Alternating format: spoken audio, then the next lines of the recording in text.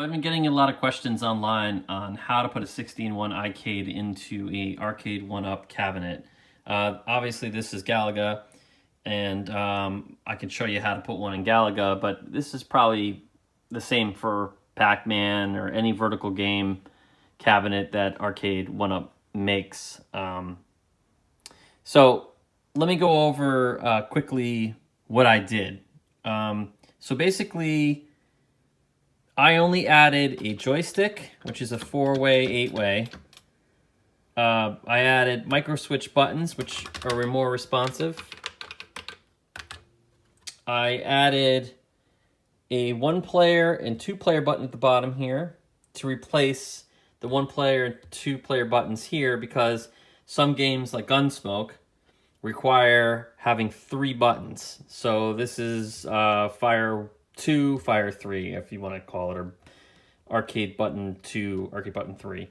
And I did add a brightness switch, which you can get separately also, in case you want to really just futz with the brightness and contrast and stuff like that. I did have to drill some holes to get the joystick to actually perform, you know, up and down and diagonal as opposed to left and right, because the Arcade1up Galaga only comes with a joystick that goes left and right.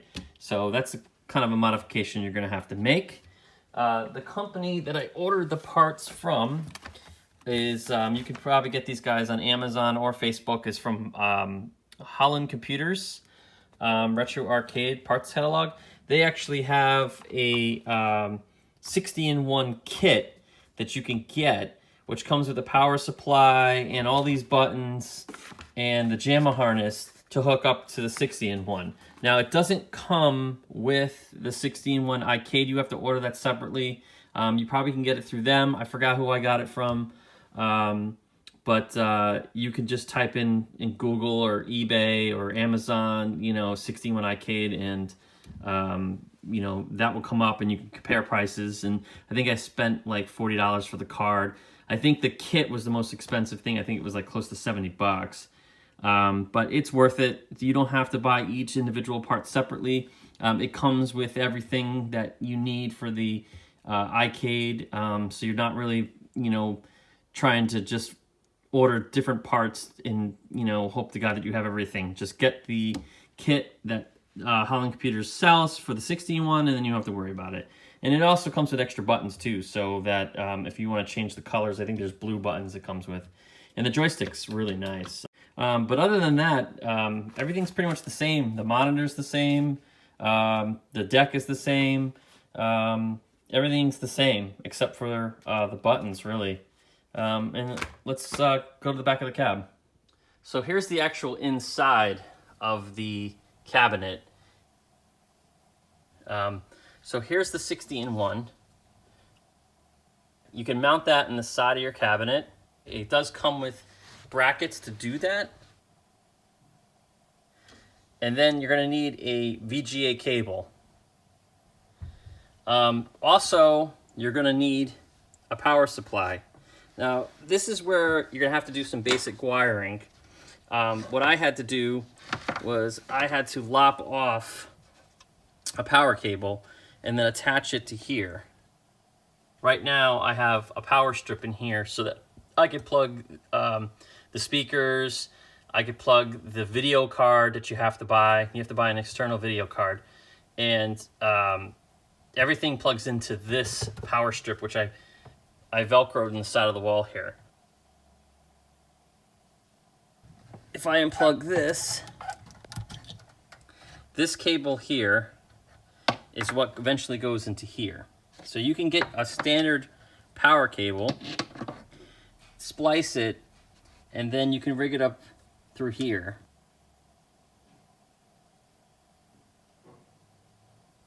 The green is going to go to the ground.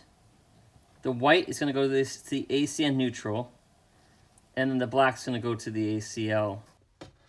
And on the JAMA harness itself, it has a description, but it's going to pretty much tell you how to wire all this up, okay? The yellow is going to go to the +12, the green to the negative, 5 volts, and then the ground, okay? And you can put electrical tape on here so that you don't reach your hand in here and get zapped. And of course, a power strip inside your cabinet. This is basically a rack power strip. Is kind of important. You can use a standard power strip like that, but I used a more of an industrial one. Okay. Now this is the video card you're gonna have to buy online. I don't know the exact name of it, but I can put a description in the video. There's lots of video cards like this. You could buy these for like $25 on Amazon. They're not expensive at all, but you have to make sure you get the right one. That's very important. And that has to match up to the monitor that comes with the Arcade1up. You take off what pretty much has the PCB here for Galaga or whatever game. You take that off, you pull all the cables out of that, which are these two, and then you just pretty much put them onto this board. Now it's very important that you put this the right way. The red has to go to your left. There's also a breakout here, and this breakout allows you to change your settings on your video card. You're not going to really use that. I don't really use it, but there's a menu button, and then you could switch the source. There's also a ground here, comes on the PCB for the Arcade1up. You're going to have to attach it to this video card. And this video card is actually pretty neat because it takes in VGA, takes in DVI, takes in HDMI, and there is some audio control in here, but you're not going to be using these. Your audio is going to be coming out of the 16-1. Okay, so here's the 16-1. This is a JAMA harness. I don't really want to take it off, but if you look on here, the JAMA harness actually has descriptions of exactly where all the cables go. See, it's in gold. And this is pretty much your roadmap to attaching all the buttons. As you can tell, this is down, left, right. I'm reading it upside down, but this pretty much tells you what cable is going to go to what button, what joystick, what trackball, whatever you want to hook up to the 16-1. This comes off, and this will come included with your 16-1 kit that you're going to get through that company that I bought all the components for. This also takes like a computer power supply. So if you want to bypass getting this power supply that comes with the kit and just use a standard computer, I think it's called a Molex or something, you can also go that route, and that will just plug into here. So for the inside, that's pretty much it. I do have some computer speakers that right now are just pushed up against the cabinet, so I can get audio. I'm eventually going to have speakers that are going to be mounted somewhere in the cabinet, but for now, that works. Your audio comes off here on your 16-1. There's a little jack. You just plug in your computer speakers. That's it. Once you get all these components in, the rest is just wiring up the buttons. It's not that hard. It really isn't, especially with the Galaga cabinet, because there's not that many buttons. But basically, you just follow the instructions on the JAMA card. When the JAMA card says up, or down, you follow the yellow cable, put it into the down, okay? These things, they look like this. They're like little pins, and you slide them into the slots that are on the sides of the joystick and buttons. And again, just follow the instructions. From the JAMA harness, it says up, just follow it up. Same thing with down, okay? Same thing with the buttons. With these buttons, you don't need to use the bottom. You want to use the top, okay? And the same thing applies to the buttons. Button 1, button 2, button 3. You don't need to use the Arcade1up board here. You could bypass this. I'm not using the speaker. It's because I have my speakers inside the cabinet, so I'm not worrying about this. But I included 2 additional buttons, which again, I had to drill holes for, okay? And this is player 1 and player 2, and this is the test button. So I don't have to go into the cabinet behind and hit the dip switch and turn it on to get to the test menu. All I have to do is hold this in. So that helps immensely.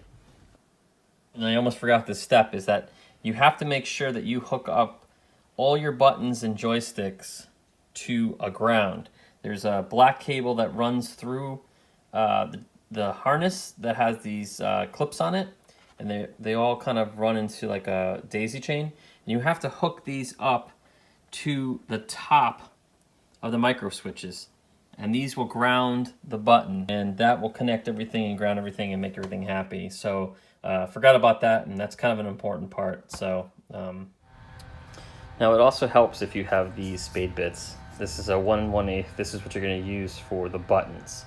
Okay, when you want to include buttons for the panel or whatever, you would use a 1 1/8. Okay, once you get everything hooked up, here you are. You're at the main menu here, and you can select the game you want. There's tons of games in here, from Burger Time to Space Invaders, Pac-Man, Donkey Kong, Dig Dug, Frogger, Galaga, and let's play Miss Pac-Man. I'm gonna hit the player 1 button here that I rigged up, and here you go. Here's Miss Pac-Man. And the computer speakers sound okay, so.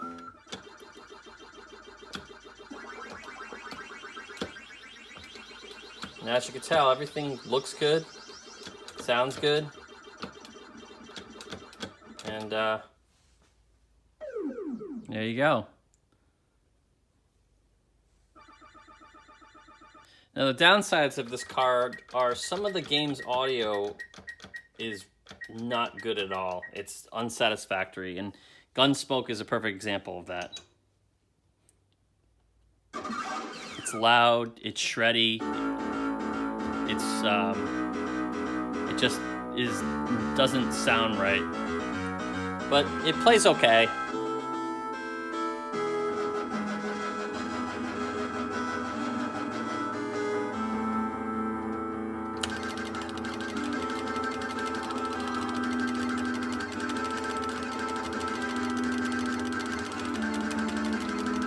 It does have some visual issues too. There's some scan lines in here that don't look right, but other than that, it plays pretty well.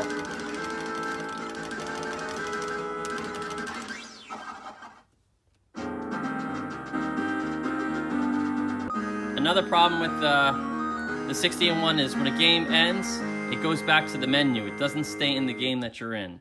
So after you died, it'll return back to the main menu, where you're gonna have to go and select the game again, which is okay. Now, to show you that I still have Galaga, I will play Galaga on the 60-in-1. So even if you're worried that, you have your Galaga cabinet and, you might not be able to play Galaga again, it's included on the 60-in-1, and it plays, I think, a little better than the actual Arcade1up. I think it plays a little bit faster, and I think it actually looks a little bit better.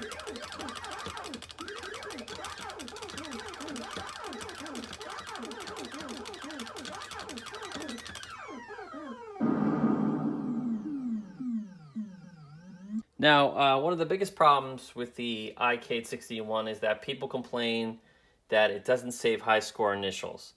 That is true, but here's the catch.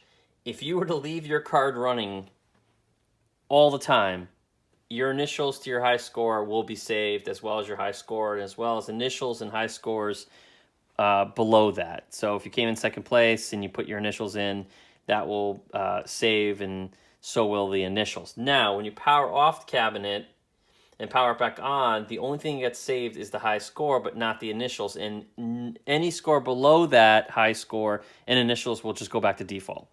So really, once you turn off the iCade and then turn it back on, the only thing it saves is the high score and nothing else. Okay? For some people, it could be a deal breaker in getting this card. But overall, I'm the only one really playing this.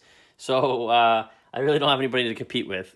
And, that it works for me. So that's it. That's my quick tutorial on how to set up your iCade 60-in-1 with a Arcade1up Galaga cabinet.